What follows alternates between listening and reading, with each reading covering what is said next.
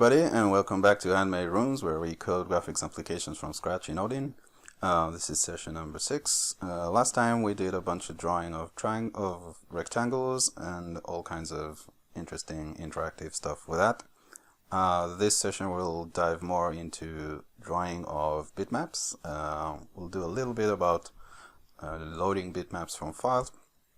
Very simple way of doing that, not too much.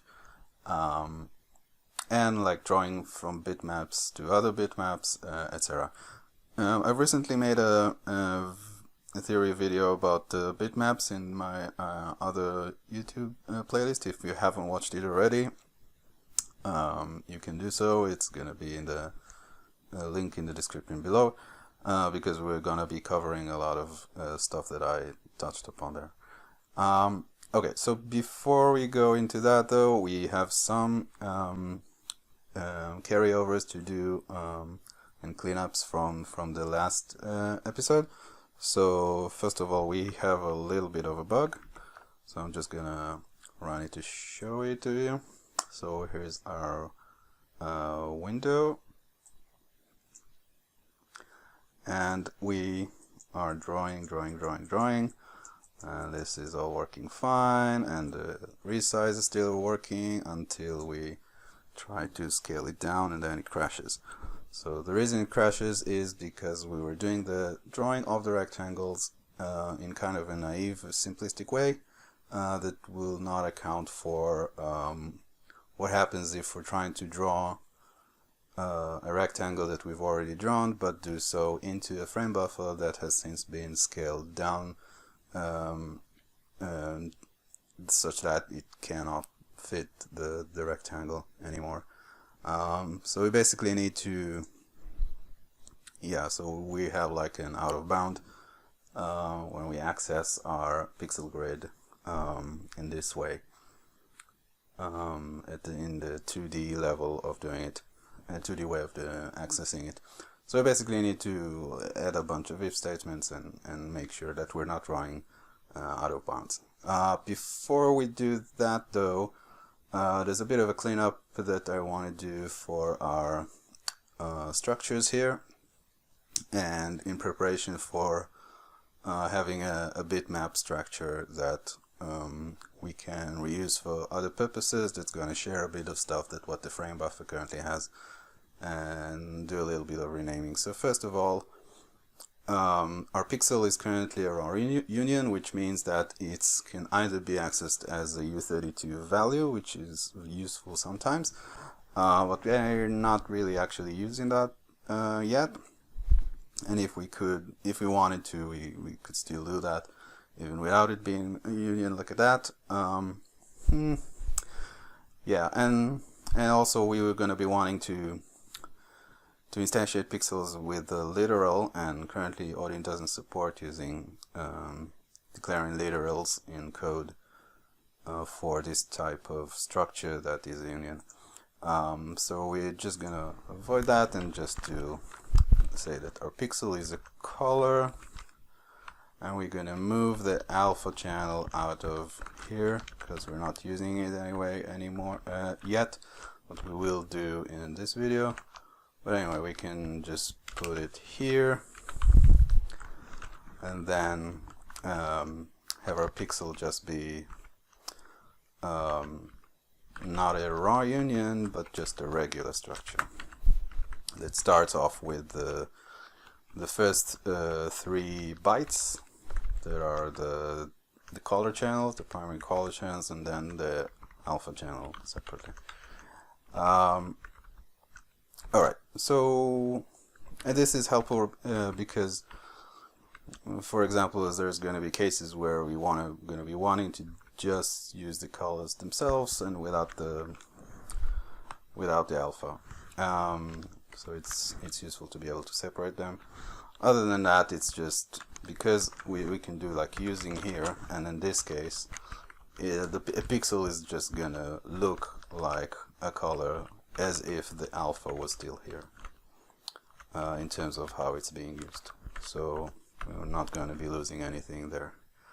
Okay, so what's next? So this horizontal pixel line just rename it to pixel row, right?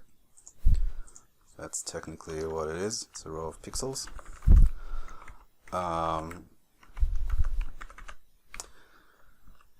And then when we say all lines, we're gonna just say all rows.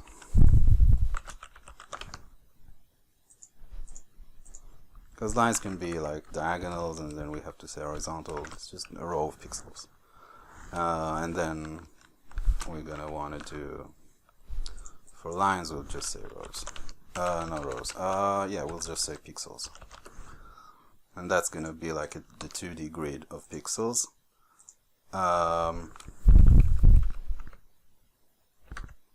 Yeah, and we can say the pixel grid is gonna be a slice of pixel row. That's what our pixel is gonna be a type of. Okay. So let's say we wanted to have a bitmap struct.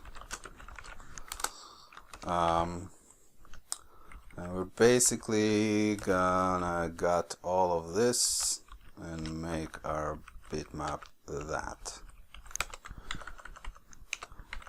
And then we're gonna say that our frame buffer is gonna extend it. It's gonna have a bitmap field, but it's gonna be using that, so we won't have to, if we don't want to, we won't have to say .bitmap whatever all the time, and that's gonna be a bitmap. Alright, so far I haven't actually changed anything. Let's see, syntax error.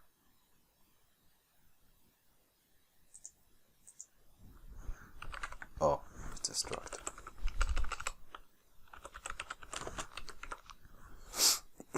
Okay, so we haven't fixed the bug yet, but everything still works. Now the second thing I want to do,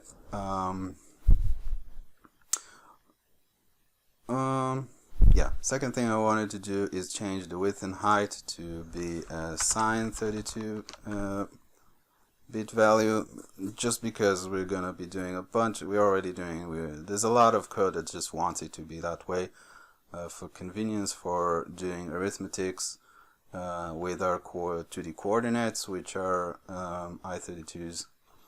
And there's going to be a lot more code that's just going to be wanting this to be an I32 than a U32.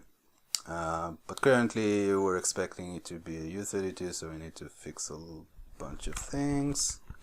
So here we're going to be doing this, and the start is going to be U32.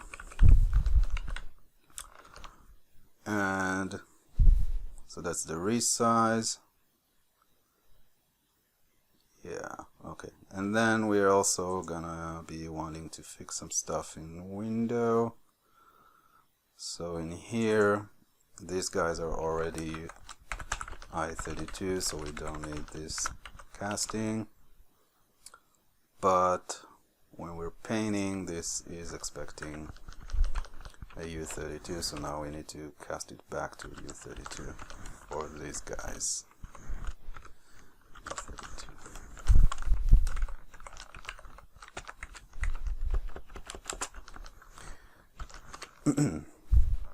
Alright, let's see what I've forgotten. A resize. Oh, we have a resize in our application that's still expecting a U32. And that's it. Everything still works except our little bug. Now, before we move on, I do want to continue on with our bitmap stuff a little bit.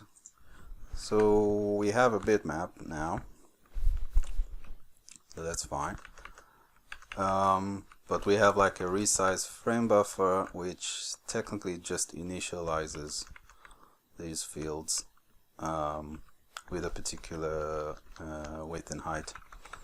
So what we can do is just repurpose this code to be the initialization code of a bitmap. So we're gonna have an init bitmap procedure. It's gonna have all this code here, and it's gonna be using bitmap, which is gonna be a pointer to a capital bitmap, and it's gonna get this width and height, and it's gonna need the all pixels, and we can technically just grab this from the init buffer into here. And what we'll want to do for this init bitmap, what we're going to be wanting it to expect to receive as an input is whatever this ends up casting into, which is just a slice of bits, which is the slice of U32. So it's going to be bits, which is going to be a slice of U32s, and it kind of decouples the whole concern about how this is getting allocated. So in this case, we're for this frame buffer, what we're doing is we're allocating a static array with the max size here of U32s, and then storing that this is like the pointer, right? It's the pointer to this array, and then we're dereferencing it and taking a slice of the entire thing. And this is what we're gonna be wanting to no, so okay, so in the initialization we're just gonna be allocating for now, and in here we're gonna be wanting to call our init bitmap,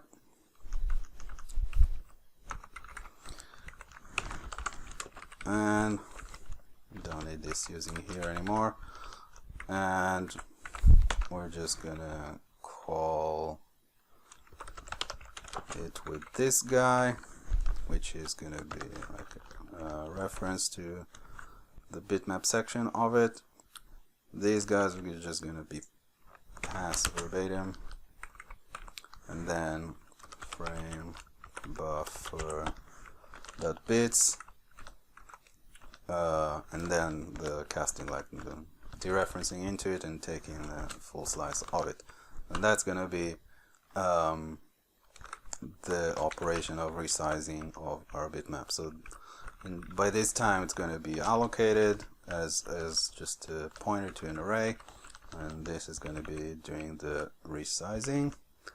And we can actually also do, I want to need this thing here as well, and actually we're going to be able to say yeah, we're going to be able to say using frame buffer, or using FB just to not collide with our global name, and it's going to be pointer to frame buffer, right? And then we don't need this, and then we can, for resizing the frame buffer, we can do the same here.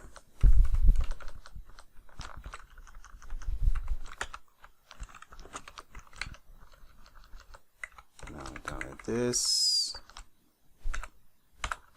done with that, and yeah, this is all that this is going to be doing. Oh, and in here we can then yeah, we can then do resize frame buffer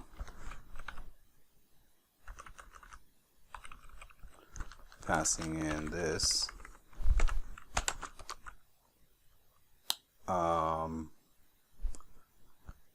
and yeah, and using the max width and the max height.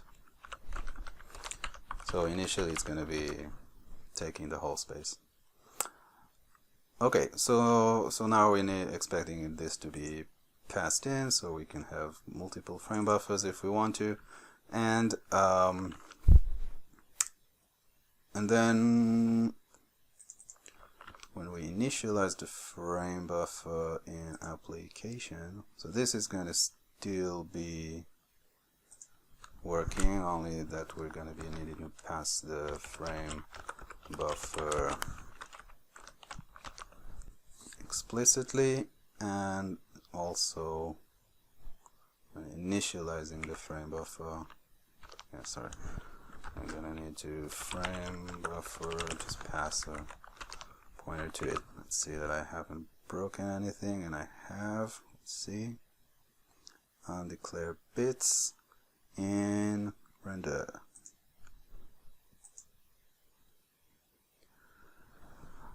We're using a frame buffer. Does it not have a bits? Did I do something wrong? Let's see. Frame buffer does have a bits.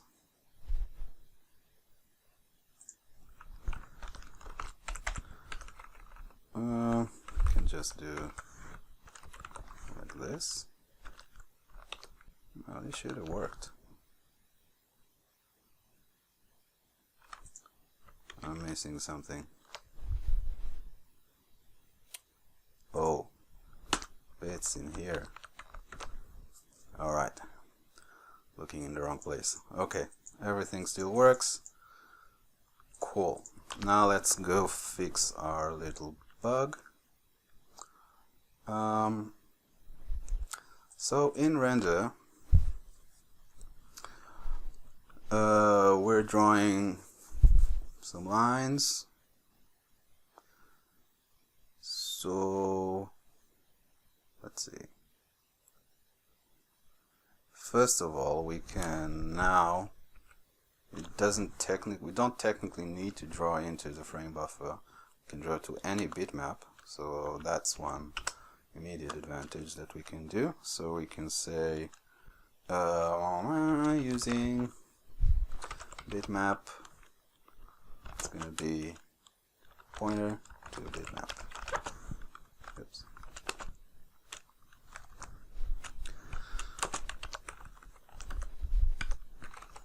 And then pixels is going to be just the pixels of the bitmap,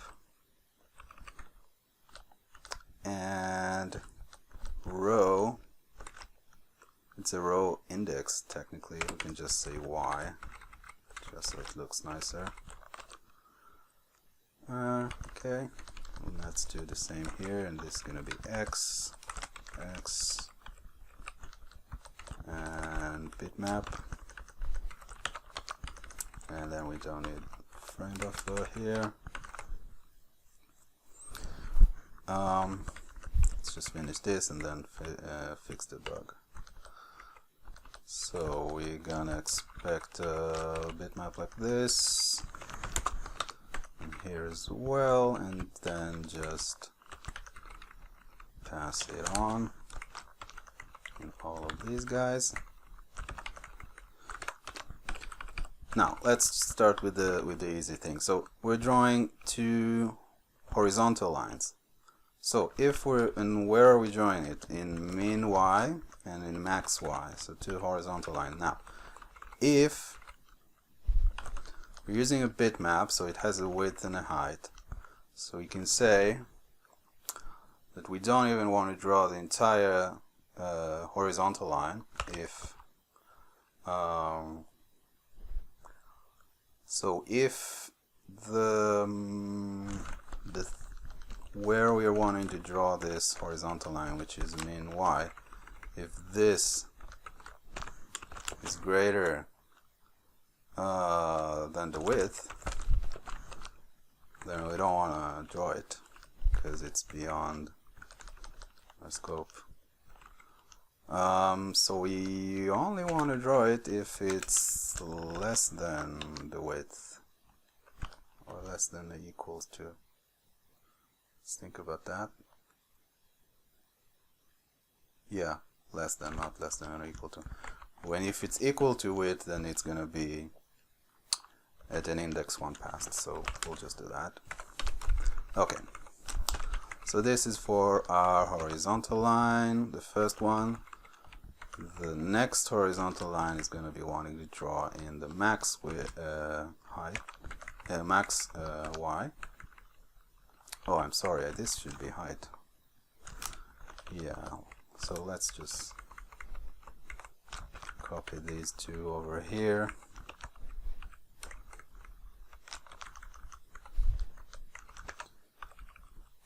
Okay, so we're drawing horizontal lines. That's what I thought is width, but horizontal lines, we're drawing it at one row, specific row, which is going to have to be less than the height. And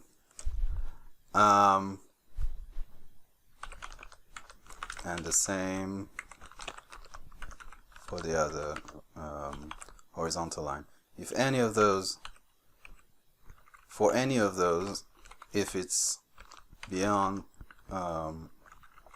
beyond the height, then we can't draw it. Okay, and in this we're doing x, and if it's less than width, then we do the drawing. Okay, let's see. Oh, and we now need to pass in a bitmap. So let's go to our application. Is it? Yes. So on all these cases, the first thing that we're gonna have to want to pass in is a pointer to the frame buffer dot bitmap.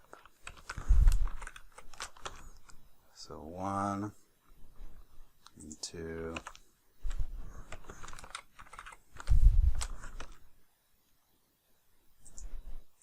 What did I do there? So, oh, sorry, I'm missing a comma here for this guy. So that's 1 and 2 and 3.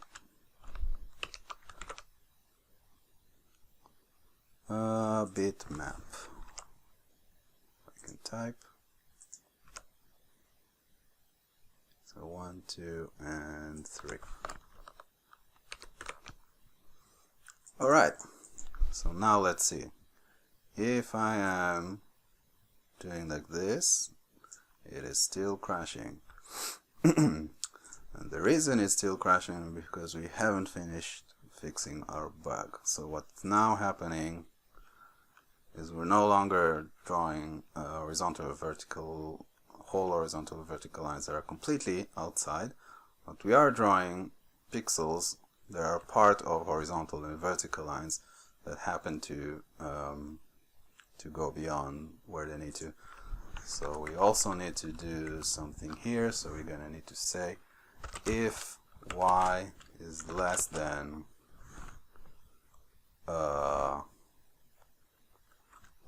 the height, right? Yeah, so this is drawing a vertical line and we want to stop once we reach the height.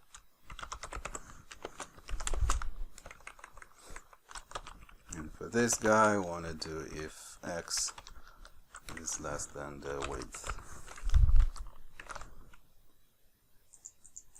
Drawing, and look at that. Now we're scaling, and no crashing. Alright, so let's say we want to start drawing with bitmaps. So like say we're going to want to have like a brush, and we want to be drawing with the brush into our frame buffer. So the brush is going to be a bitmap, so we're going to call it brush. It's going to be a bitmap, and we'll say it's an 8x8 bitmap for now, with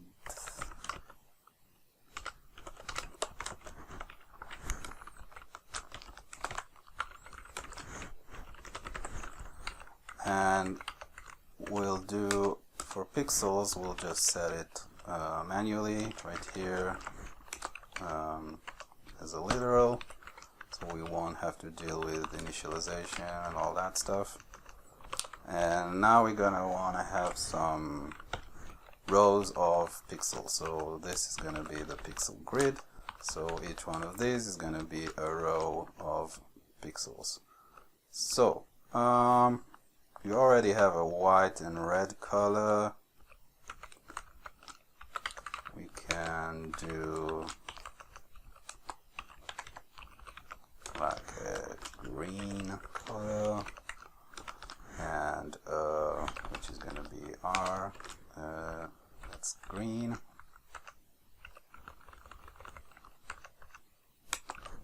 And we're gonna want blue.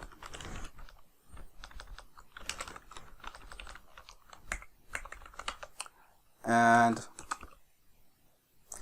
yeah, what we can do is we say we're gonna have a we can also say yellow. Yellow is gonna be red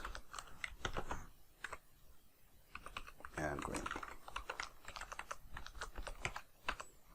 Okay, so now we can say red pixel. It's gonna be a pixel, which is gonna have a color of red and an alpha of 255, so it's not transparent. We're gonna be doing like a blue pixel and a green pixel and a yellow pixel. So it's going to be blue, it's going to be green, and this is going to be yellow. Okay, so now we have a bunch of pixels, and let's say for our bitmap of our brush here, we can even say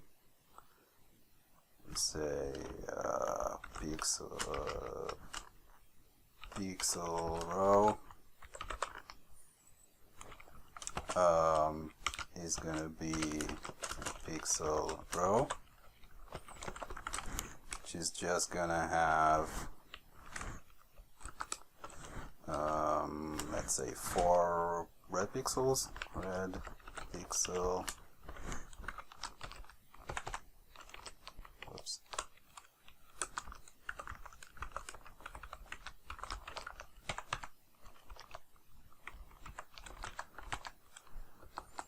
and then 4 green pixels.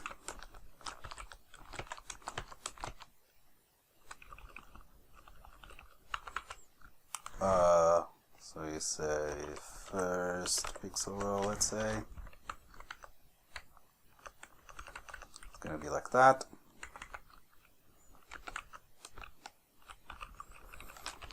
And say last pixel row.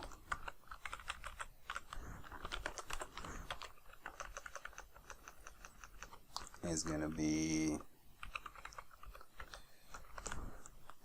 let's say that this is gonna be blue, and this is gonna be yellow. Okay.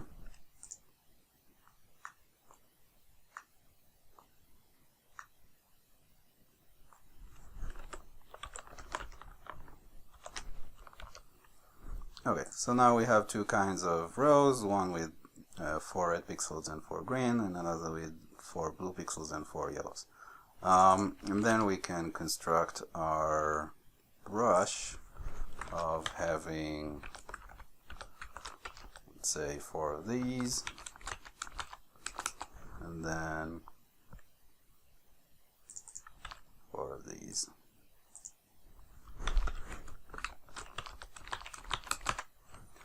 Alright, so we have like an 8x8 bitmap. How do we draw a bitmap onto our frame buffer?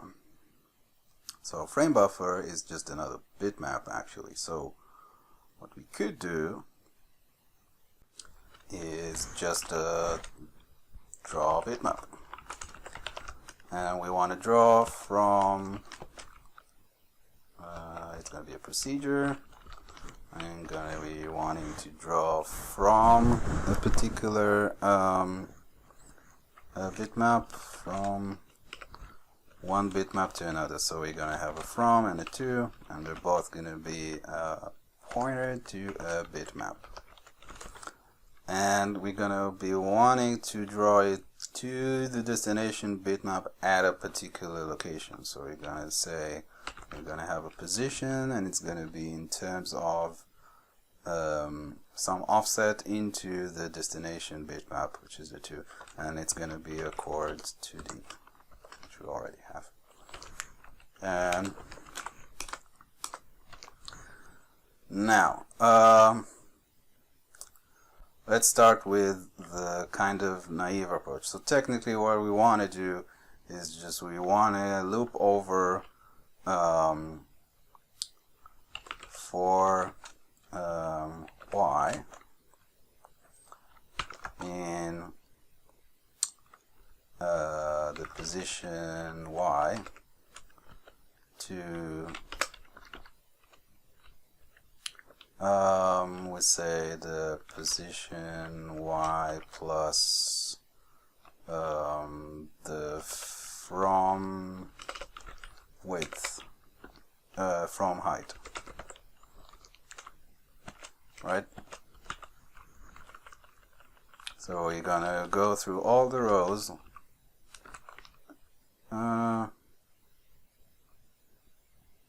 Yeah. So let's think about it. So we need to, let's say we're gonna have this while loop go in the, we'll go in the coordinate system of the 2, of the destination, right? And it's gonna be, so it's gonna start at the position y, which is in terms of the destination, and it's going to go all the way to that plus the entire height of the from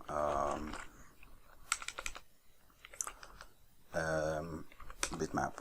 And then we do the same for x.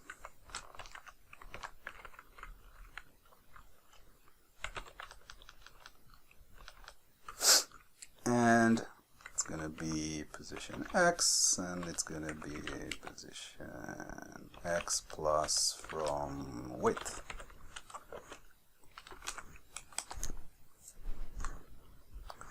Right, and all we really care to do is to do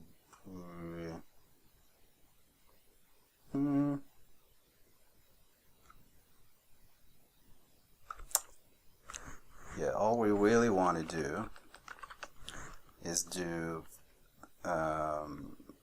into the pixels of the 2 pixels at the yth row and the x's column.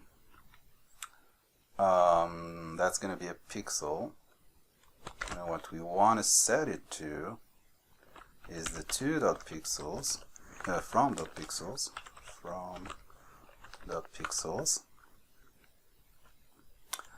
that is going to be, let's see,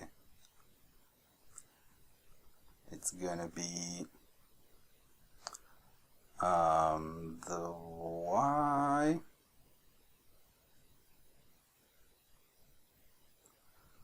So if we do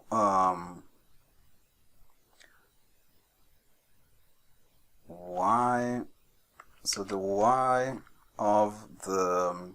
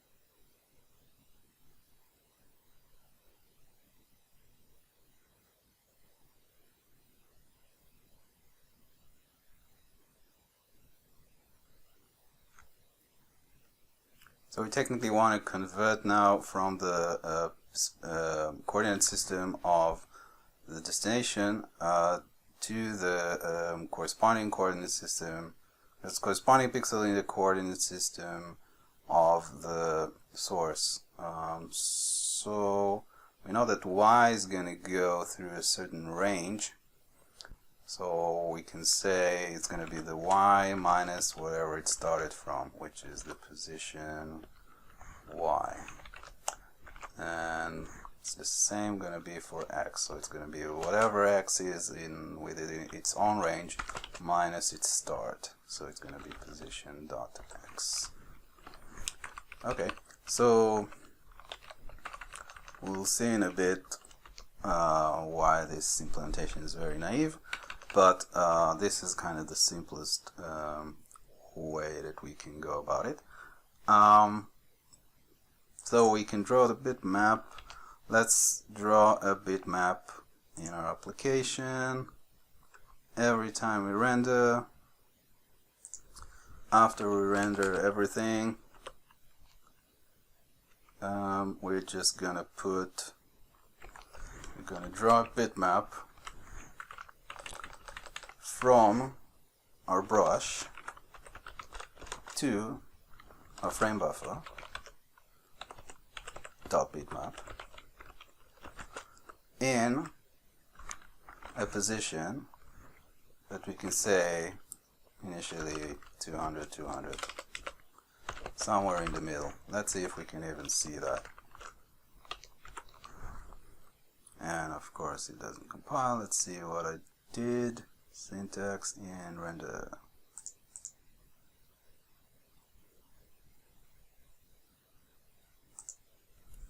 Forgot to put a bunch of these here.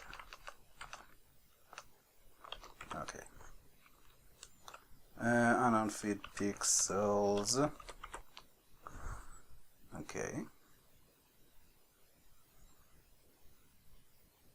Green pixel is unidentified. Green pixel. Didn't I create a green pixel?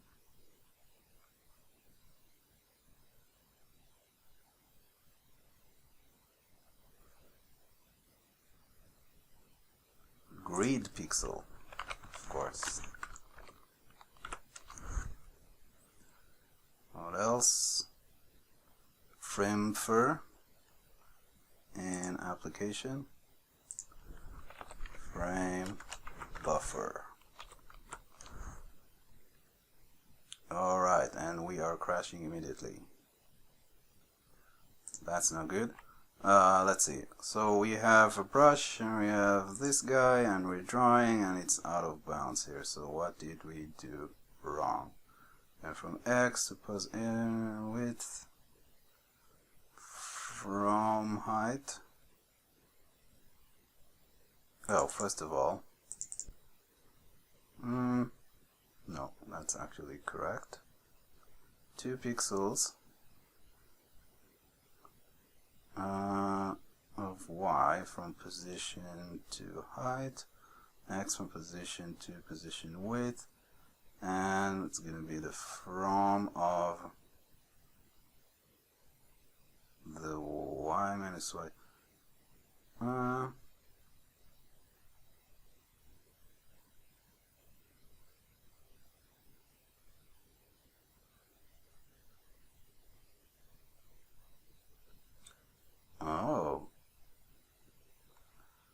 Oh, okay. So we need to go up to and not including these guys, right? Because otherwise we go one pass. So off by one error. Okay. And we have some bitmap. Hello. So as you can see, we have our bitmap and we're drawing it every frame. So we have like red, barely see the green, and the blue and the yellow. Cool. Okay, but as we can see, let's just run it again. This is buggy because the moment we do, we have the same problem that we have before with the rectangle. So let's try to fix that. Start trying to fix that. So, the first of all, we're gonna say that we're gonna construct our range that we're gonna be looping through a little bit more carefully. So we're gonna say we're gonna have because right now we're passing beyond where we wanna draw. So we're gonna have like the two end. So the coordinate system. So okay, let's first fix the bug that we're currently seeing. So the bug that we're currently seeing is that we're trying to here we're ending up wanting to draw into a coordinate an index of 207 in the y. So we've ran past the last row of our destination bitmaps height, right?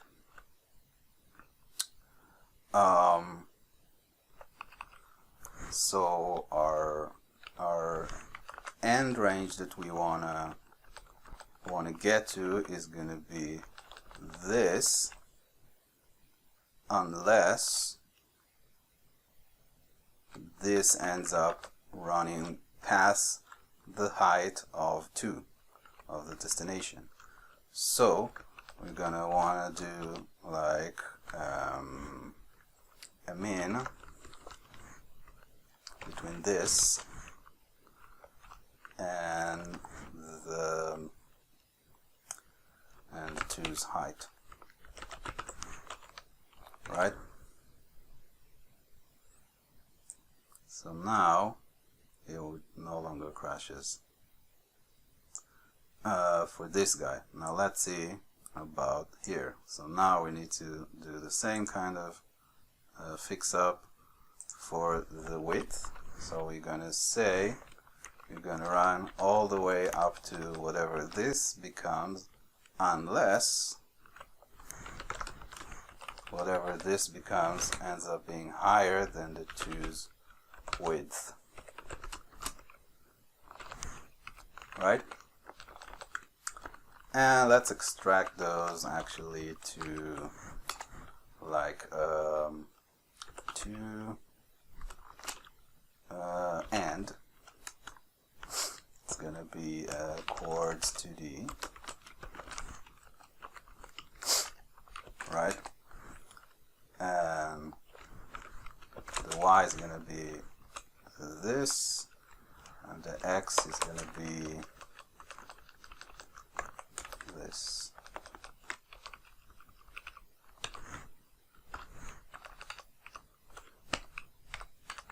So now we're going to run up until 2 and dot y, and in here we're going to run 2 and dot x. Okay, let's see.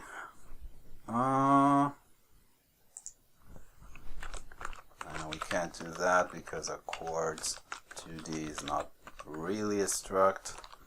So just do this. It's fine. Okay, so now let's see.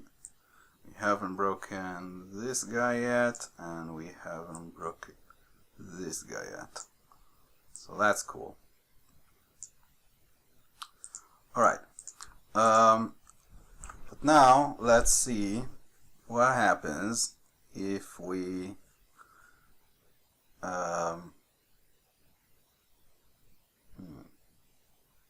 let's see what happens if we try to put our bitmap at a position of, I don't know, -4.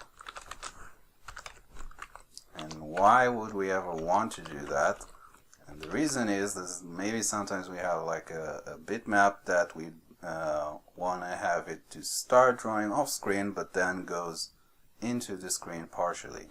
So we want to draw the parts of it that are inside the destination bitmap, with a frame buffer in this case. So let's see how we can handle that, because currently it's just doing immediately crash, right? Because it's already starting to draw out of range in some negative value. So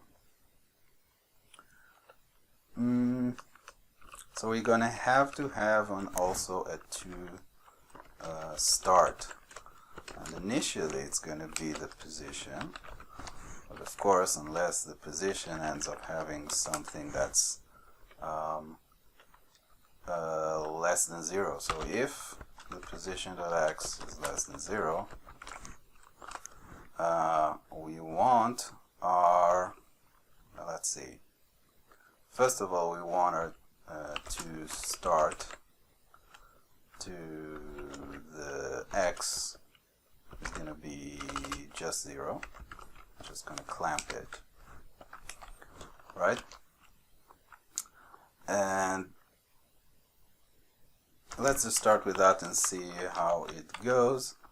And we want to do the same for y. Right? So this is just clamping. Yeah.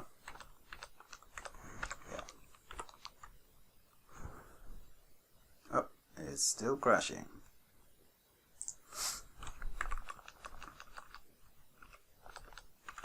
Because we haven't actually used our to start. Okay.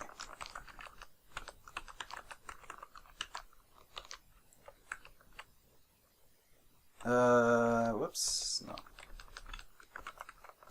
It's gonna be this.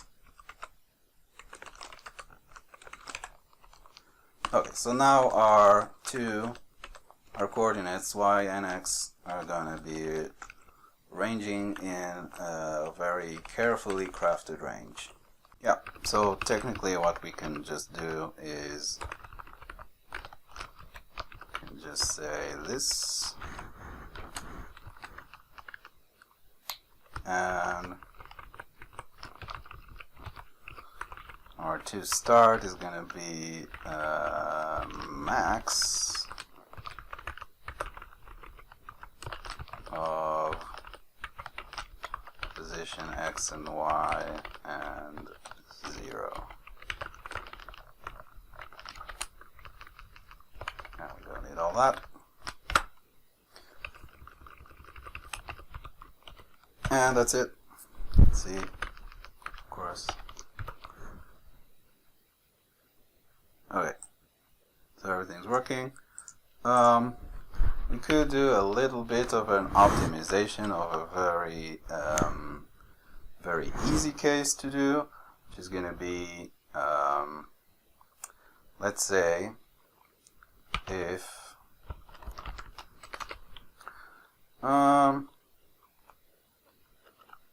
so if our position x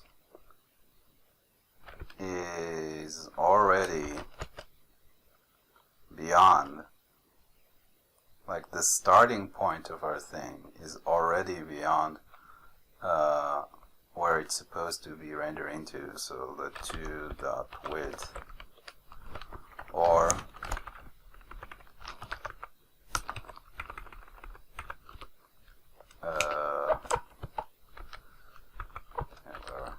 the position y.height, or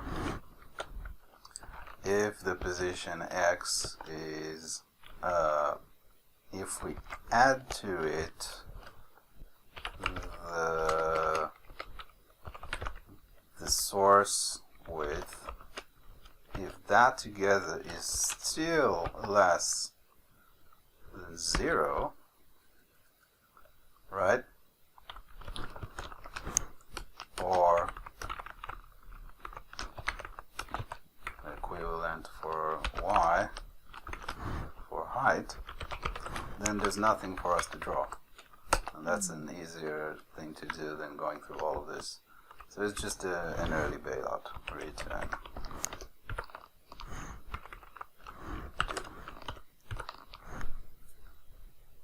Okay, and everything still works. So we can technically just pass in like -40 for any of those actually, and we'll just get nothing, right? And we can test that we're doing the bailout in here. Let's print still here,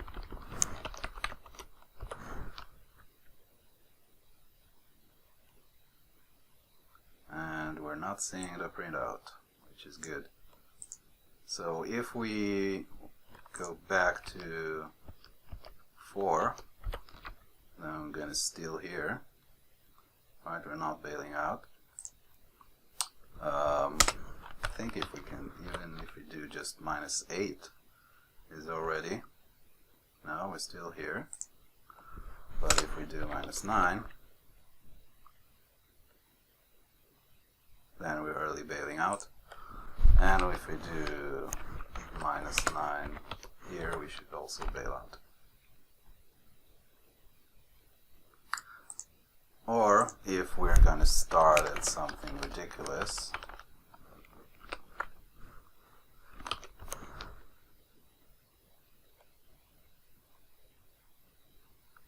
everything still works and we're bailing out.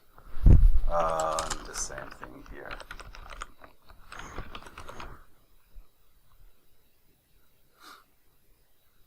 Okay, so that's just a small optimization. Now we can actually do just the pass in the mouse position. So it just goes with our mouse, right? Now it's currently drawing from my cursor downwards, but what we want to do, because then when I get to the edge of the screen, it kind of gets stuck, and we're gonna go to the bottom of the screen, it almost completely disappears. What we want to do is want it to be at a position that is mouse position X minus half the width of our brush.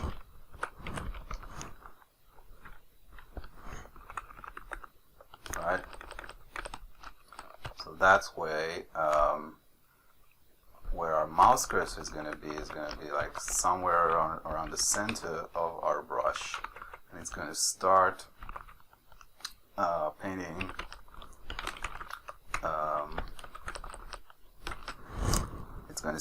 painting like half a width to the left and half a height above us. So like at a corner to the upper left of where our cursor is by quarter of a brush. So this ends up drawing the brush around our cursor. So in that case, when we go down, we're going like halfway. When we go up, we go like halfway, etc. Right? Sort of. If I go like this here, there's like a frequency of sampling of the maps. Anyway, so this is working. So now we no longer have to print this debug thing in our draw bitmap, and we are golden for drawing bitmaps. Okay, now let's start talking about how we load bitmaps from file. Before we do that though, let's start talking about like how to debug problems that happen when starting to do that, because these things, there's all kinds of conventions and there's all kinds of assumptions, and it's easy to get some very subtle thing wrong and get a bad experience basically. So first of all, what is going to be useful for us to be able to do is to just be able to render our bitmap or some representation of it in textual form right here in the output.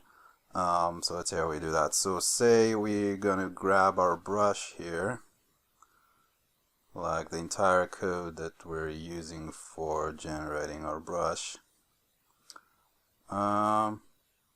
Yeah, we can start from color all the way to here.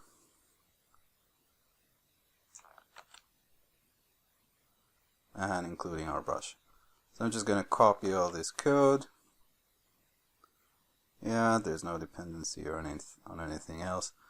And then I'm going to just abuse our main file here, and I'm going to make another main proc.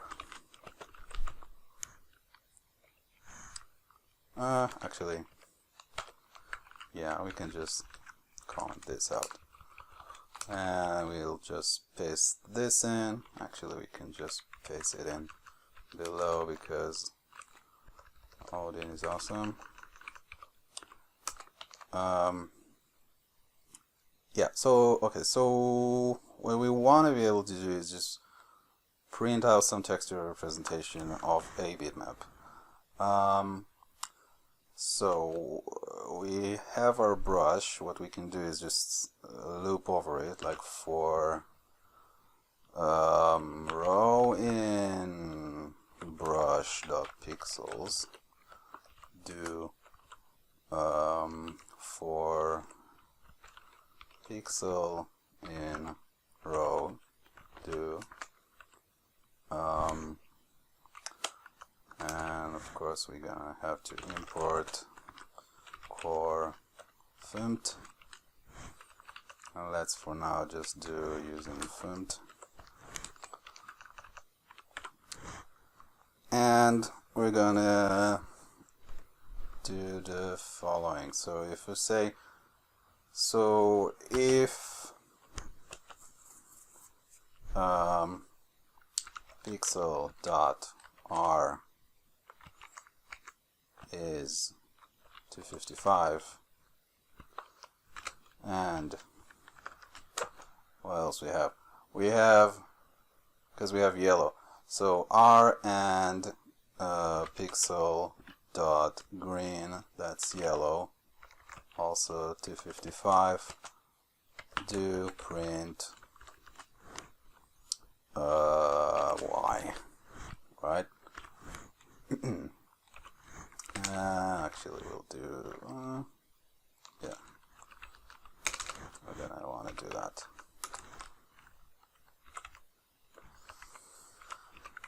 Okay, so we'll print out a y if it's yellow, and otherwise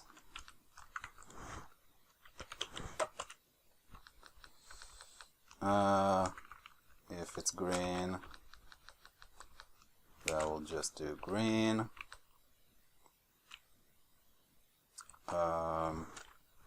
Otherwise, whoop. Otherwise, if it's red, we'll do red.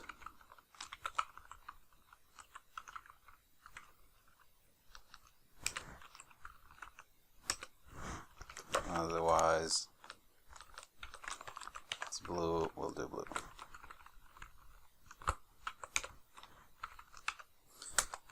And we're gonna print line. Not here though. We're gonna do it here. No. Yeah, here. So after each row, at the end of each row, we're gonna just print out a new line. Let's see what we get. Oh, of course. Okay. So we're missing a bit of things. Max height. Fine, we can grab all of these. Doesn't matter.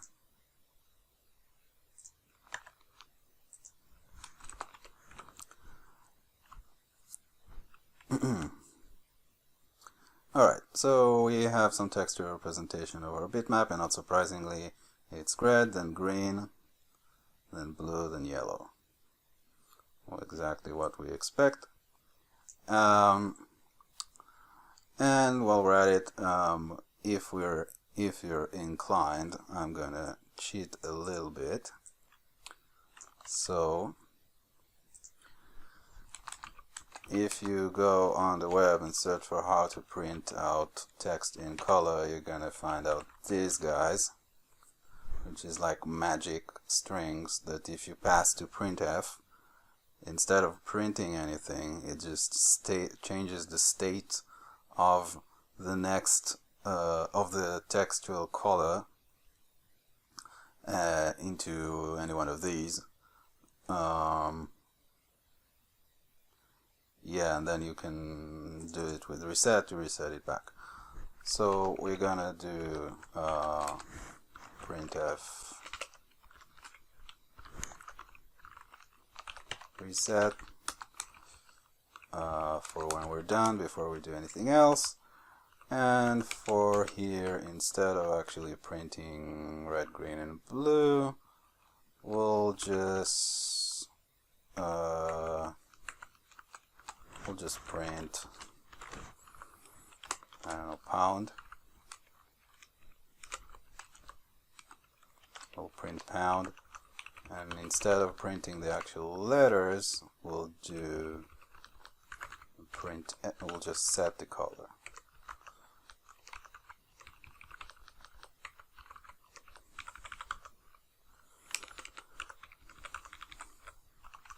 So our first was yellow,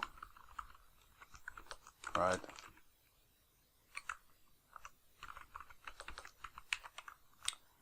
And this was green.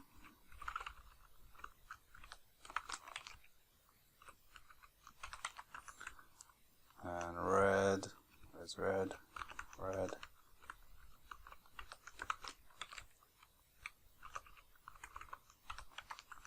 And blue.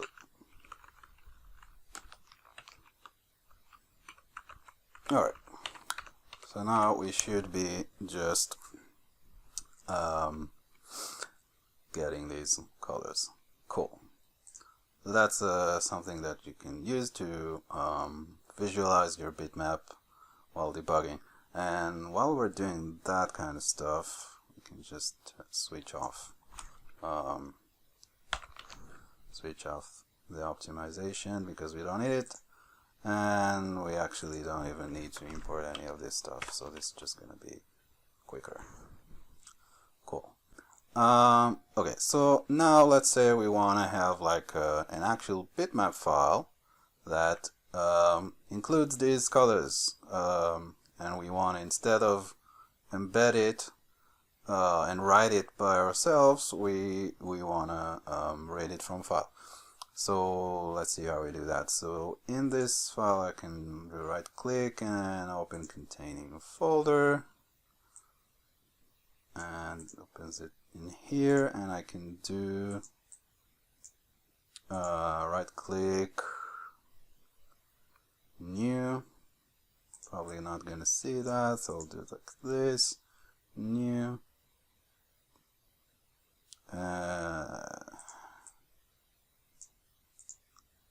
new bitmap image. Cool.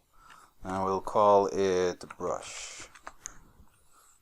And we'll do right click and edit. So here's our paint application. So we can resize this. We want 8 by 8 for now. And we'll zoom right in. And let's try to do like a rectangle. And we want a red color, like a full-on red color, like that. And also the other color inside the rectangle, red. I think this is how it works. Let's see. And we want to draw a shape and a rectangle, and we want to do, whoa, this is way too big. We'll do like that. Good enough. Anyway, so we're gonna drop a bucket, and then we're gonna do another rectangle, and this is gonna be green.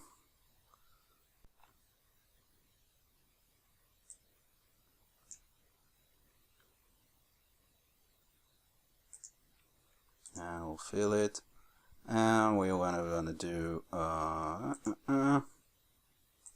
this is yellow. We'll do yellow and fill it, and we'll do blue.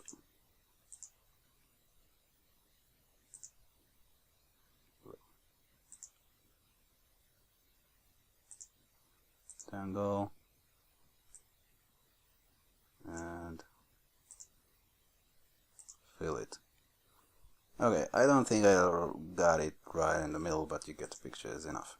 So the reason we want to like strategically place those colors in a particular way is so that we can compare it with this guy, right? This is what we're expecting to get when we read this file. If we're not getting that, if we're getting it in some other order or some other colors, then it's gonna be a signal for us to know that there's stuff that we need to look into regarding to how we're interpreting the file or reading the file. Alright, okay, so we have this brush BMP, and it's in the same directory as our main file, and of course Windows. Thank you very much. Okay, so a thing that you may know about Odin is that you can always do pound load, and that's a compiler directive, so it loads up a file that you give it a path to, and it does this at compile time. And I'm just gonna say brush .bmp, and we'll just load it into we'll just call it file. Okay, so what this will give is an array of bytes, basically, of the content of the file itself. So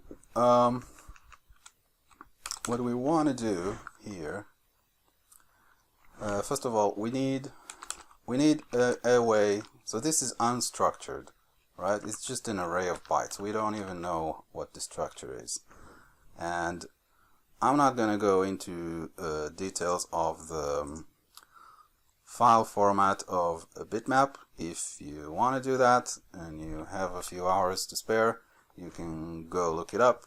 What I did is just I just googled it, and then I found some Stack Overflow with some code, and I basically grabbed it and massaged it a bit. And if you do that, then you get to this thing. So I'm cheating here. So this is a Bitmap Header. It's just a struct. A few things that are important here are the order of the fields, the semantic of each one, what they mean, the types and the size of each one, and the order between them, and the fact that I'm doing a pact. So all of these are important. If you get them in the wrong order, if they're not the correct size, if this is not packed, packed just means that there's no like padding that that the compiler inserts by default. For like, say this is a U16 and follows by U32, I think it's like adds like another U16 padding so that they go together or whatever. So when you're reading a binary file from disk, it's going to have a very particular structure in terms of the byte order and exactly the memory layout, and I don't want to mess with that. So if you want to be reading that with some structure representation that's going to match it precisely, then you don't want any padding in between your fields. Okay, what do we got? So the file type is going to be just some number that represents, some bunch of numbers that represent the U16 uniquely identifies the type of the file. This is just the size in bytes of the file. There's two reserved fields we don't care about. This data offset, so these names, I give them slightly different names than what you might see. The names are not actually important. What's important is exactly the things that I said. It's the semantics, what they mean when you're using them, the types and the size, the ordering, and the packed, so no padding. That's the only thing that matters. Okay, so the data offset, I called it. It's just how many bytes into the file from the beginning of this header here. How many bytes you have to go to where the first byte that represents the actual data is, because this is like a header. It's like before the actual data of the file is what this is. So this data offset is what you use for basically knowing where to start reading the actual data of the file. Struct size is the size of the struct itself. Planes, we talked about this, doesn't really matter, we don't care about it. Bit depth is how many bits per pixel. It's just a number. Compression, there's all kinds of yes or no compression. We won't be using compression, so we don't care, but you might want to check that. Image size is like the size of bytes that comprise the image itself, if you care about that. And then these are like for print, and then how many colors used, how many colors. This is for like palletized things. So really what we only care about is the width and height and the data offset and the bit depth. All the other stuff we really don't care about, but we do need to structure it like that so we can read out the header itself properly from the file. Okay, with that out of the way, we can say that we can get the data of the file. We'll do it here. We can get the data of the actual file. So first of all, we have the file is like bytes. We want it as a header, so we'll just say header is. So we're gonna say, so the file is an array of bytes. We're gonna take the first member of it. We're gonna take the address of that. then we're gonna cast it into a pointer to our header struct, which is a bitmap header.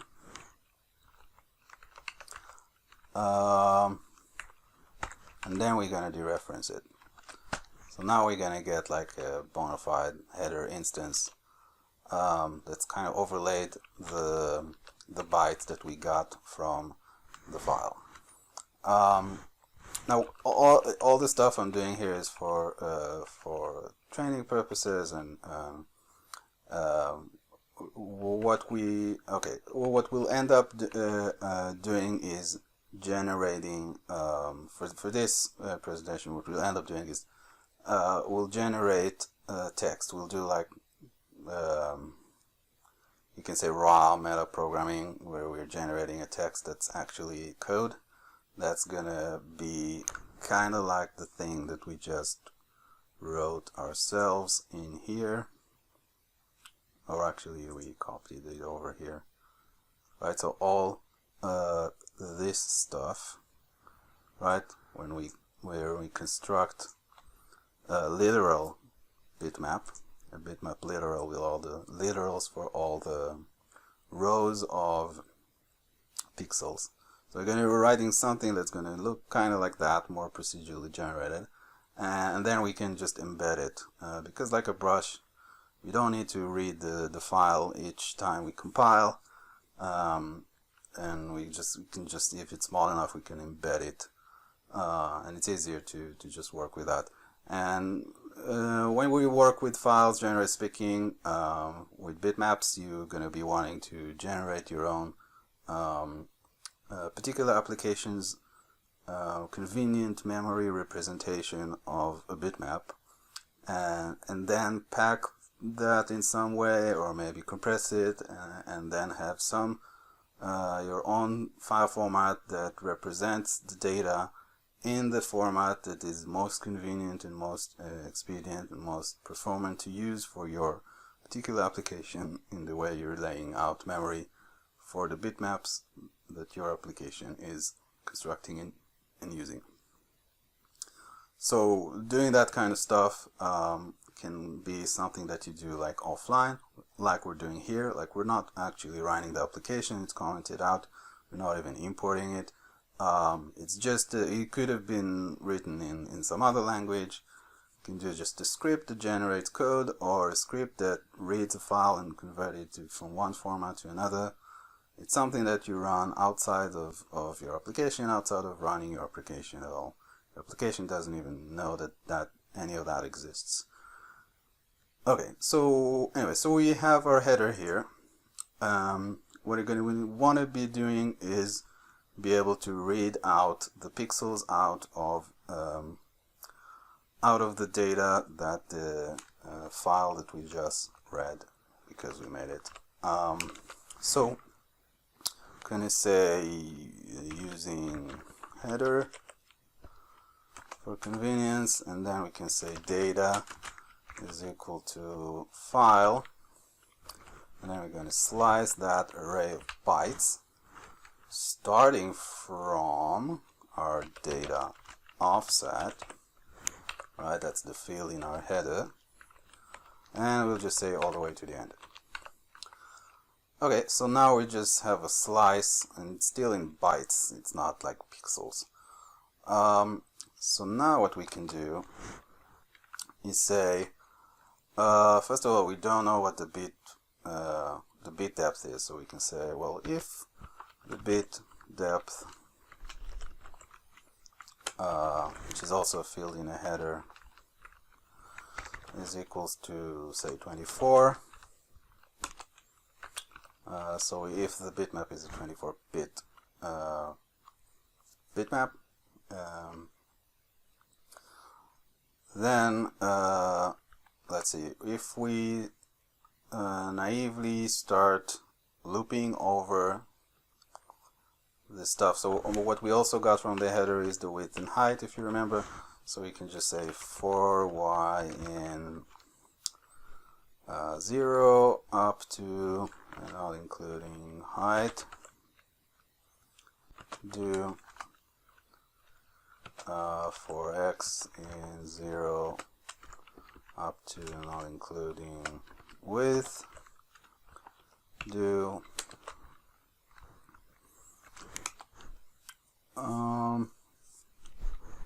let's see, yeah, let's do that as well.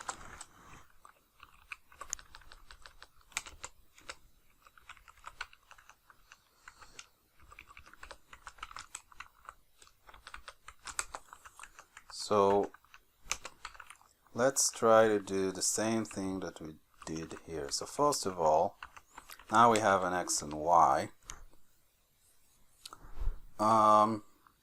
So what we could do is say, well, we know it's 24 bits per pixel. That's denoted by the bit depth that came from the file itself. So we know that that's 3 bytes, because a byte is 8 bits. So we know that we need to go with like a stride of 3, right? So what we can say is that the data that is gonna be at, let's see, at y times width, right, plus x and all times 3, right? That's gonna be the start of the pixel that we read. So what if we take the address of this and we're gonna wanna cast it to our caller, to a pointer to our caller actually.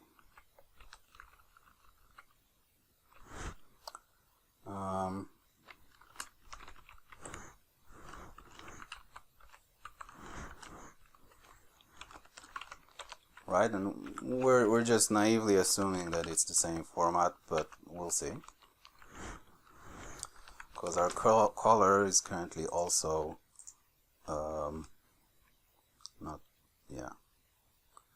our caller is currently also, it's going to be B and then G and then R. So we're going to assuming that the memory is laid out like that, but we'll see. And it's 24 bits because it's 3 bytes. So we're interpreting something that starts out in this offset, and we're interpreting 3 bytes worth of data that starts at this offset. I'm gonna get a pointer to it as a pointer to color. Now let's say that we have a color. It's gonna be a pointer to color.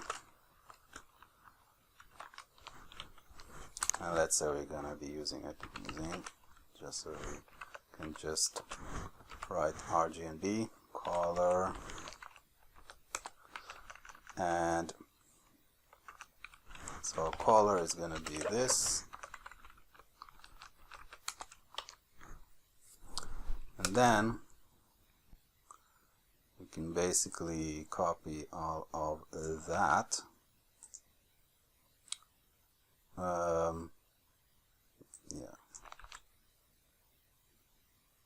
Copy all of that and just say we don't use pixel, we just use the RGB of the color that we just got.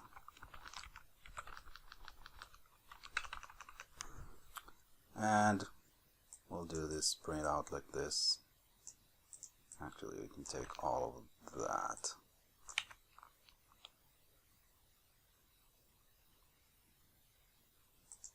And I messed it up like this. Okay, so we're doing the same thing that we did here, and let's see what we get. first of all, it compiles. Second of all,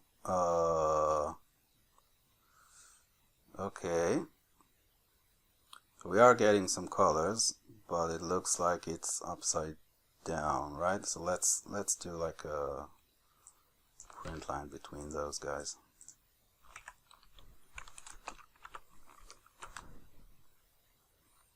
Right, so the first one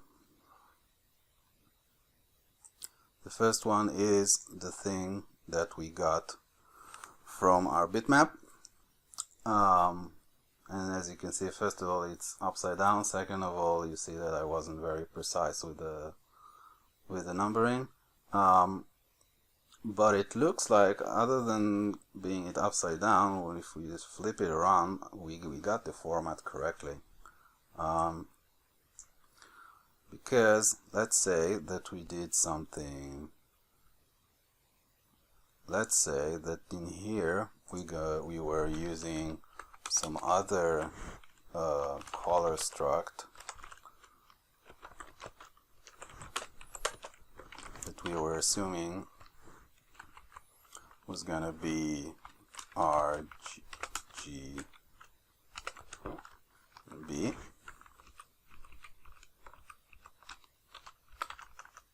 Copy it here. Right, let's say that we were assuming that it's RGB of U8,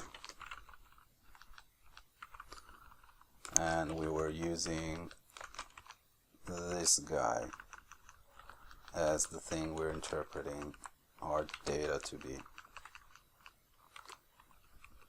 Alright, but otherwise we're doing this exact same thing. Then what we will see, wait a minute, did I mess something up? No, I didn't. Okay, so then we'll see that we're not getting the right colors. So our yellow is wrong, but the others are right. That's weird. Let's see. Green, red, and blue. Oh, there's all kinds of assumptions built into the way this is written. Okay, so we can say, actually,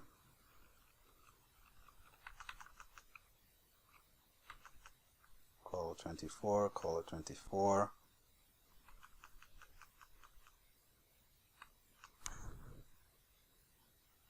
Oh, okay. So,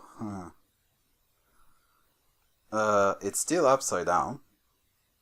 So that's the trick. So because it's upside down, when we're seeing blue, we should think red. So blue and red are flipped, right? Because that's what we did. Red and the blue, right? It should be blue and red. Yeah, it should be blue, then green, then red. So we got it upside down, but because we had like this other color here, then we see that it is wrong. If we didn't have this yellow, we might have thought that we got it right. Right? Yeah. And actually, let's see if we can actually see that.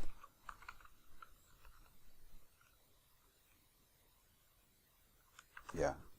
Anyway, you get the idea. So that's a way for you to verify that you got the layout correctly. Okay, so it's upside down. So what this means is that the rows are going from bottom to the top, because we're printing out in the order of text printing, so it's top down always in this case, and we're actually also painting our bitmaps from top to bottom, but you know, we didn't have to. We chose that as our convention. So when we're constructing a bitmap out of our own bitmap structure out of this data, we need to read it in reverse order in terms of rows. It still goes correctly from left to right, it's just we need to reverse the order of the rows. And the way we can do that is, well, we can cheat here, and you can say that instead of y, we're gonna take the height minus y, right? I'm not trying to make this code efficient because I don't care, because it's not gonna be running while the application is running, so it doesn't really matter.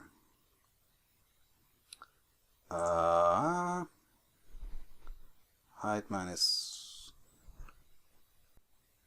oh, it's height minus 1 minus y, because height minus y is just height when y is 0. See, we're doing like up to and not including. Okay, let's see. Here we go. We got our bitmap, and it's in the right order now, and everything's correct. So now we know how to read any bitmap we want.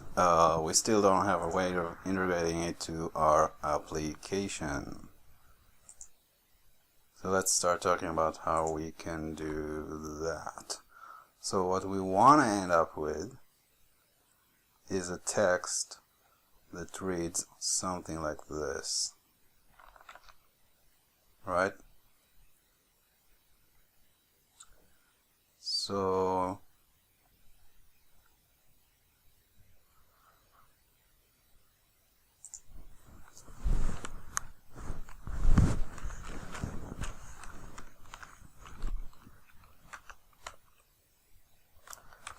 if we just put something like this here, then we can see that what we want to do here is like print line so print line this, and then print line, say we had 1, 2, 3, 4 spaces like this, and this is gonna be like a digit.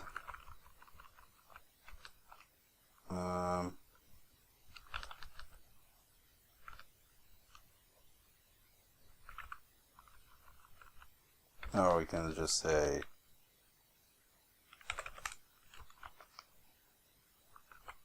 I think we can do that.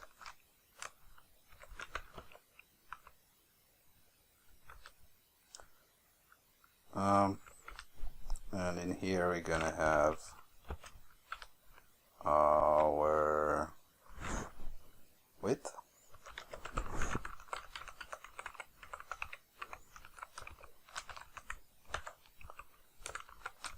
We'll do the same for height. And space it in.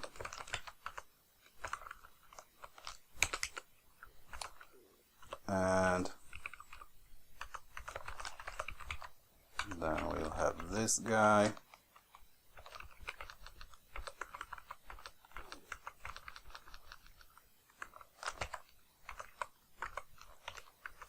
And then at the end we'll have our closing. And in between those,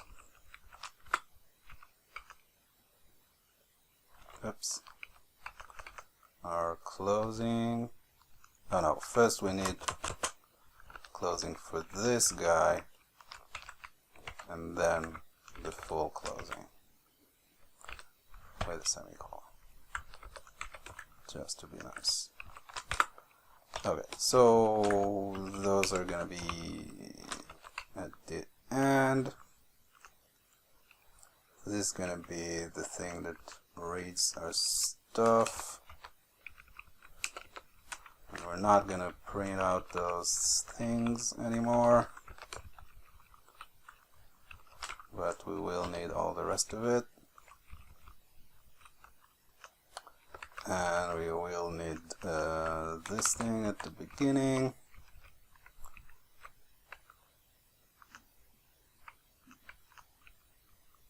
I can let it out.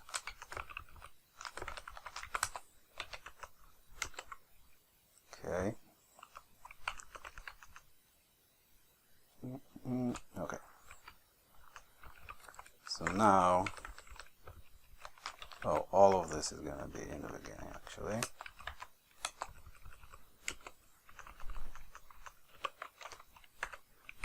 Okay, and now in each row, we are going to print a bunch of things in sequence. So we're going to print, first of all,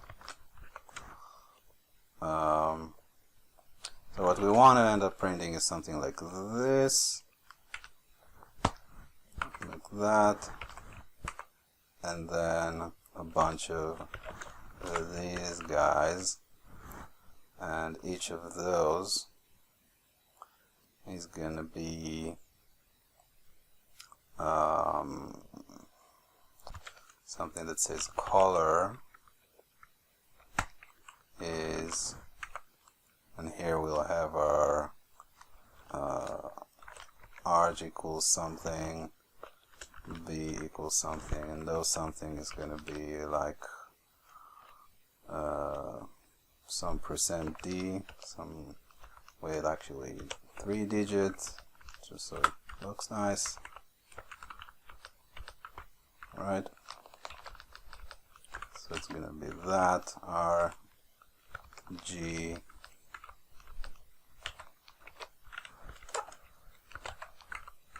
and b. So that's going to be the color, and then the a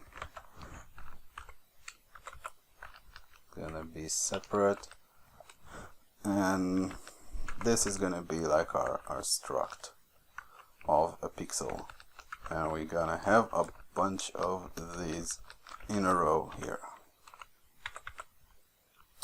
Right, so let's start to break it down. So first of all, let's gut out the middle, because this is going to be the color of each pixel. So print, it's going to have to be printf, and then we're going to do, we are using color still, so we can just say R, then G, then B. Right, and then it's going to be filled in to this. Notice, by the way, that I'm not using any bit shifting. I haven't used any bit shifting at all, actually, until now. Which I think would be kind of rare to look at for when programming graphics like that. So you can do that with bit shifting. I don't particularly like doing that too much. It is more performant, but like in here we don't really care about performance, and you can always get away with like using some structure and then having the structure do the manipulation, because we're setting those things at a component level in each component separately, and even if we didn't do a printout, even if we were just like inline doing a struct literal, because we can say stuff like that in Odin and just give them the components in whatever order we want, so we can match those at a component level completely irrespective of how these components actually end up mapping out in memory in terms of their ordering. So currently we're using the same color struct in both the way we're reading and the way we're writing, but like it didn't have to be like, even if we change this back to like some other color 24 thing with the components in some other different order, it wouldn't change anything in terms of our code that does this, because it's doing it component wise, so it doesn't care in which order things are being set from one to the other. It just, I mean, it matches between these, but the relative order between each of these to each other doesn't matter when you're doing it like that. It's just something to keep in mind. Anyway, so yeah, we're printing now the middle of it, and we're just gonna be wanting to do the same for the alpha just after that.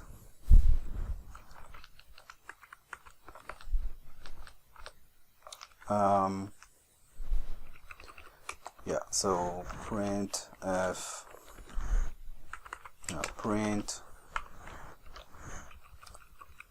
the beginning of that, which is going to be all of this, right? So this is how a pixel is going to look. So we start from outside and has a color, then we start in the components and printing out like this, and then we print whatever finishes the components and starts the alpha.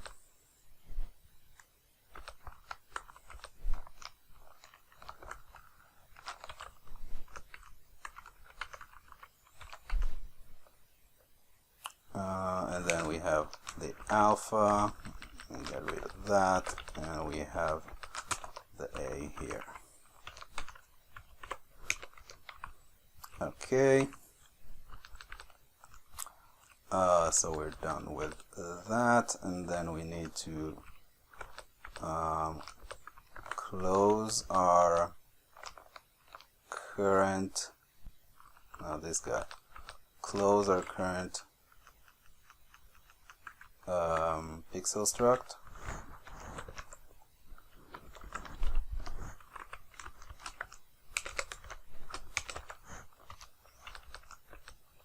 Right, that closes our, we've closed the color, and then we did the alpha, now we're closing. Okay, so now we've printed out a full pixel. So now between that, for each line, we want to do a start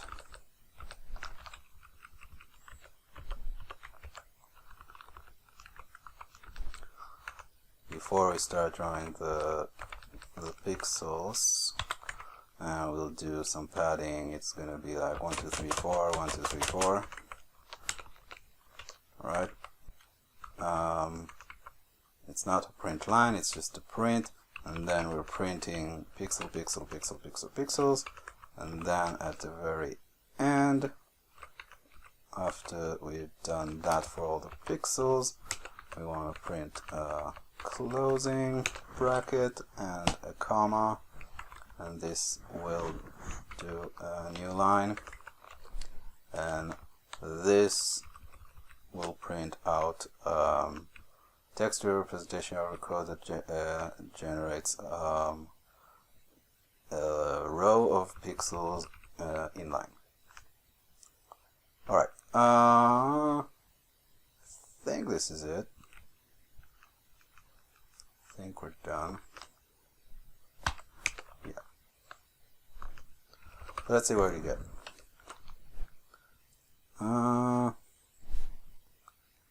A is undefined because we have a color. Oh, yeah, right. Okay, so yeah, this is a color, not a pixel.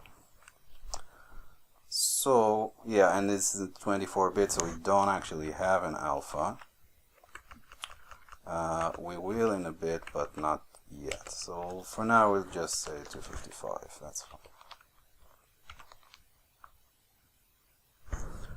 Okay, let's see what we got. Got all this nasty text here. Let's copy it in, and let's say that we want another brush. Call it brush from file. It's gonna be, oops, don't need that. It's gonna be a bitmap, which is gonna be equals to this. Let's see what we got. Let's close the color, and this closes the pixel, etc. Let's see what we got here.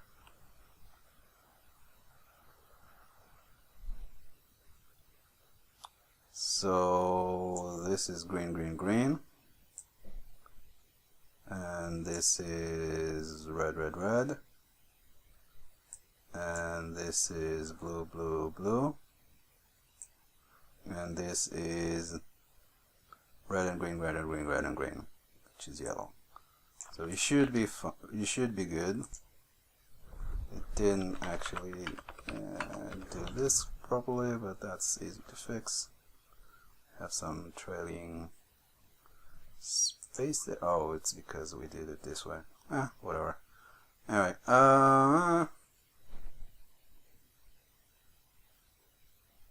yeah.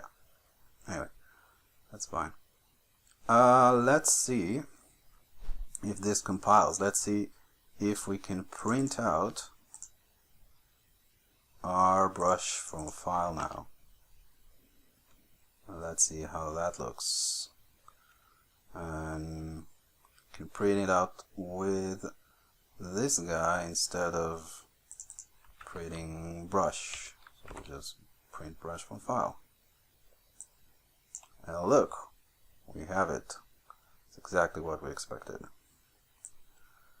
Okay, so we can now read a bitmap and then have some code that generates other code that we can grab, that then just instantiates a bitmap embedded in the code inline.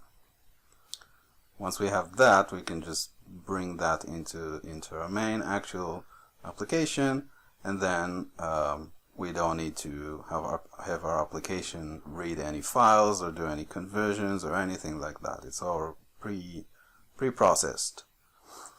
So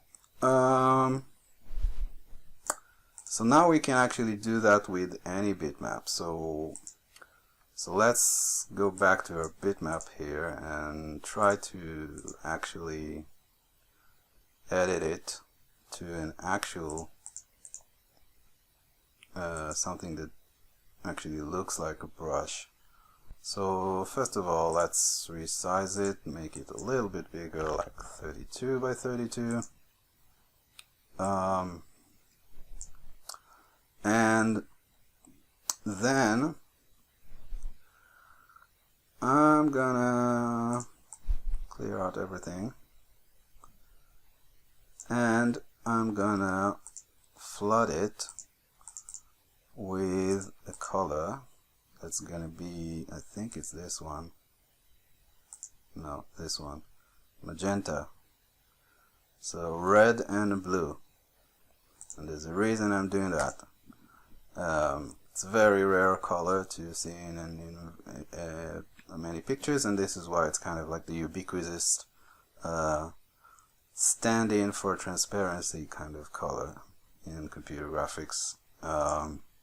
It's very common. So we don't have transparency in this file format. It's a 24-bit color, but we can fake it such that when we read the file, whenever we see the color like this, we're going to interpret it to mean transparent. So now we can create a sphere, a circle, and it's going to be white. We do have white, right?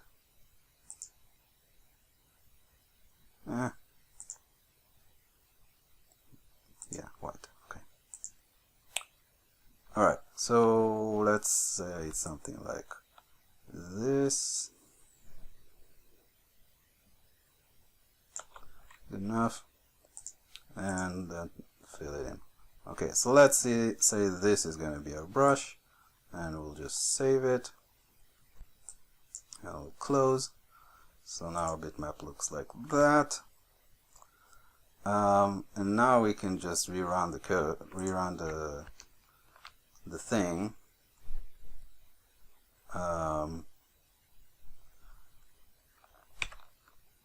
Whoops. So we're still printing out the old, the same thing that we got from our prior text, but now we have new text. So you can grab that. And it's 32 by 32, as you can see. And then we can go back here and override this one. And then maybe fix this just for clarity. And don't know if you can see that, but I'm gonna slide this over, and maybe you can see, kind of see the circle here.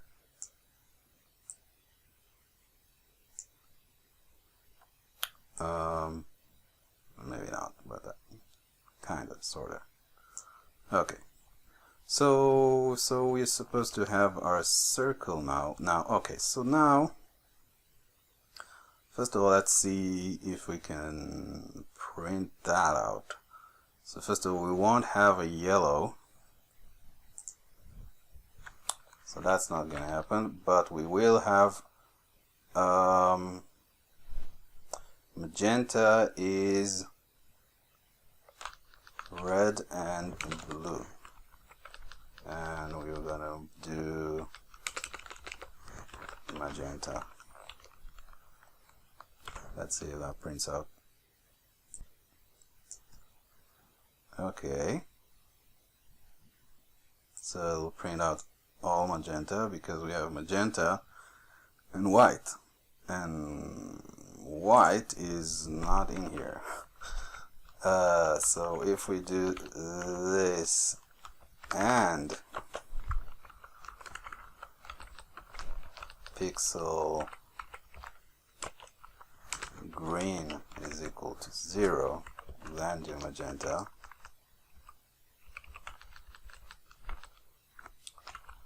Else if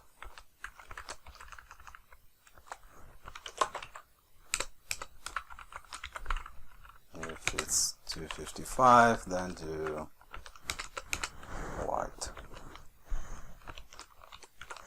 See? Ooh, why is this green? I think I might have had a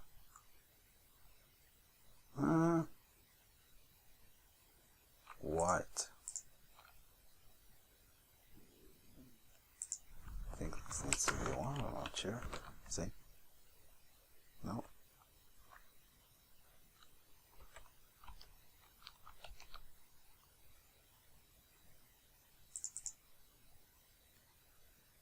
Green. Oh, I know why. Let's just kill all of these guys or comment them out, because of course white is gonna also have green, so that's why it's doing it. Alright, so here's a bitmap in text form, and that's great. But what we can now do instead is, remember, we have this alpha that we haven't actually used. So what we could do is say This is going to be A, right? And A is going to be U8, and it's going to be 0.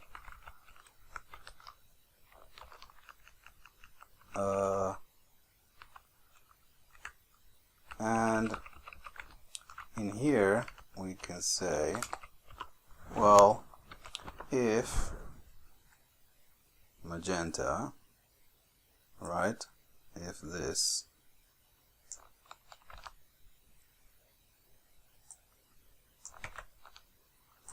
without the pixel, do A is equal to 0, else do A is equal to 255. Now we're going to have transparent instead of magenta in our bitmap that we're generating as code.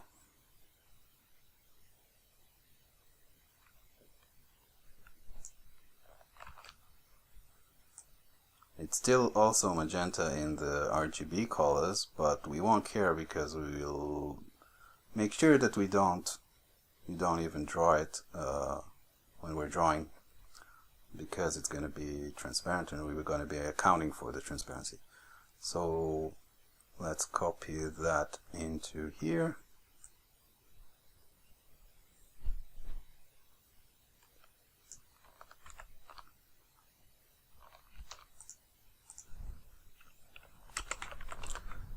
And last time, now that we're printing it, we're going to say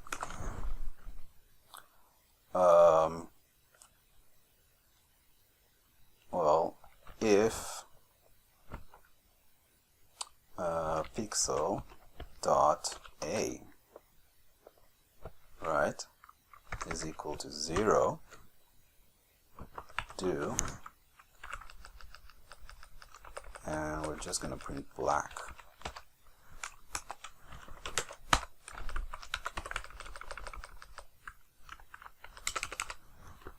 Black.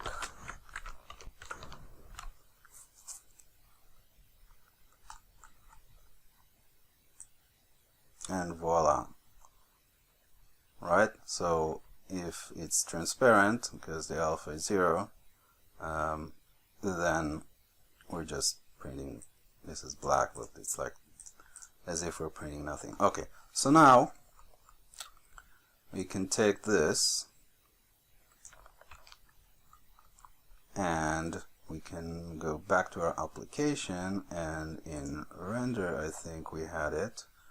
Actually, let's just create a new package application, and we'll call it bitmap.odin, and we'll say brush, it's going to be a bitmap, it's going to be equal this,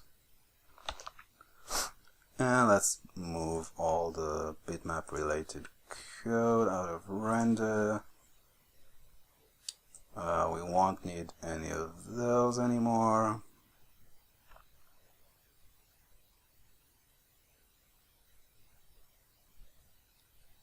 We'll just take all of that and init bitmap all the way up to here, let's say.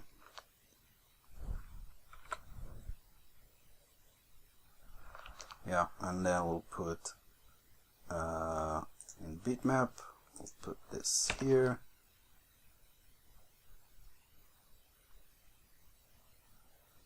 And we don't need this brush anymore. In fact, we don't need any of that anymore. I'll just put it here for reference, or so you guys can see it. when you download it, if you download it. So that's gonna be our brush now, and let's just see what we get. First of all,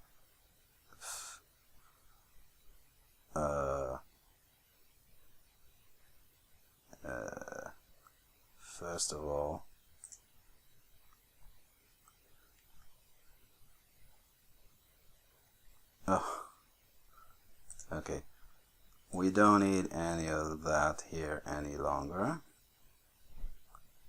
so we can just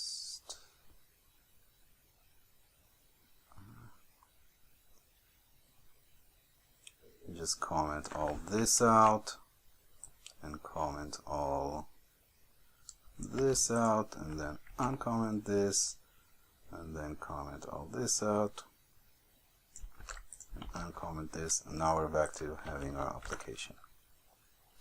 And here we go. Now we are having our new bitmap as our brush, and as you can see, it's still working. We're still drawing the transparent parts, so let's go fix that. So in render, so we're gonna render it if it's not transparent. So first of all, we can say, you can have like a pixel, which is gonna be a pointer to pixel, right? And then in here we can say that pixel is the address of this thing.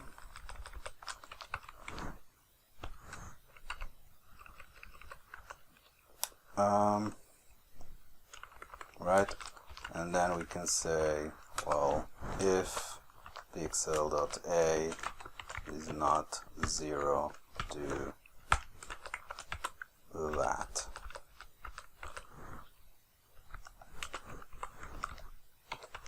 Pixel, and we want to dereference it. Right. Hey, look at that.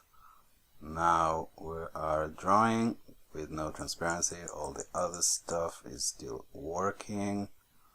All the corners behaving properly. Scaling still works. This still works. Let's start actually drawing with our brush. How about that? So in our application, instead of doing what we're currently doing with our left mouse button, which is all of this, just comment this out. Instead of that, we're just gonna be drawing the same thing that we're doing in here.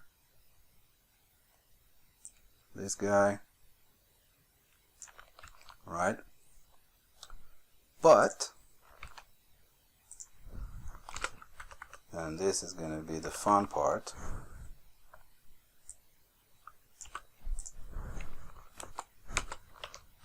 instead of drawing to a frame buffer, we're going to draw to a canvas. And what's a canvas? Well, a canvas is just going to be another frame buffer. How about that? And in our application, when we're initializing a frame buffer, we're going to also initialize a canvas. How about that? So now we're drawing to an offline frame buffer, like an off-screen frame buffer, right? We're just drawing into it, including the transparency, right? Where is our drawing? Yeah, this guy. So now we're drawing to a canvas with the brush anytime we're pressing, and we're not clearing the canvas, so it'll stick around. And then in here we can say that right between those, so this is going to be drawing to the frame buffer where our current position of the brush is, so we can see our brush in our cursor. But between those, what we can do is just split our entire canvas.bitmap to our frame buffer bitmap at 0, 0. Now we can click and look at that. We are now drawing with a brush, and this still works, and this still works, by the way. Yes, and the zooming and resizing, and we can paint with a brush of our own making. How's that? Isn't that lovely? Right? So we can say